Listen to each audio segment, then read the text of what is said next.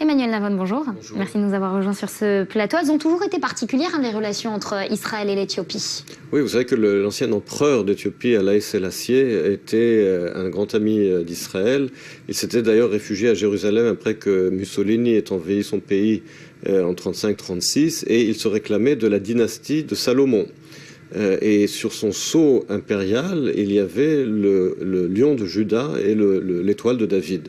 Donc il y a une longue histoire entre Israël et l'Éthiopie, et bien entendu avec l'immigration en masse des Juifs éthiopiens dans les années 90, et les Éthiopiens qui constituent aujourd'hui une grande partie de la population israélienne. Alors voilà, justement, vous parliez de la dynastie de Salomon, c'est à ce titre-là que beaucoup veulent justement immigrer en Israël. Beaucoup d'alias des Juifs éthiopiens ont été acceptés par l'agent juive en Israël, mais il y a une espèce de veto de la part du ministère de l'Intérieur israélien. Est-ce qu'on peut parler de racisme? Alors, il faut bien comprendre que ce qui se passe sur ce dossier-là, c'est que d'abord, la quasi-totalité des Juifs éthiopiens non seulement sont venus en Israël, mais c'est Israël qui les a fait venir par avion pour les sauver de la guerre civile et de la famine dans les années 90.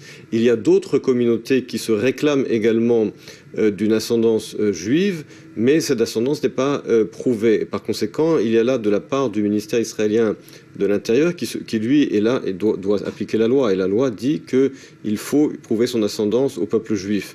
Donc il ne s'agit pas du tout, bien entendu... C'est ce qui explique la difficulté du ministère de l'Intérieur de donner ces cartes d'identité. Oui, parce qu'il faut bien comprendre que beaucoup de gens veulent bénéficier de cette loi du retour pour des raisons économiques ou autres, pour fuir les guerres civiles en Afrique. Et bien entendu, il faut vérifier effectivement que les gens répondent aux exigences de la loi pour pouvoir obtenir la citoyenneté israélienne.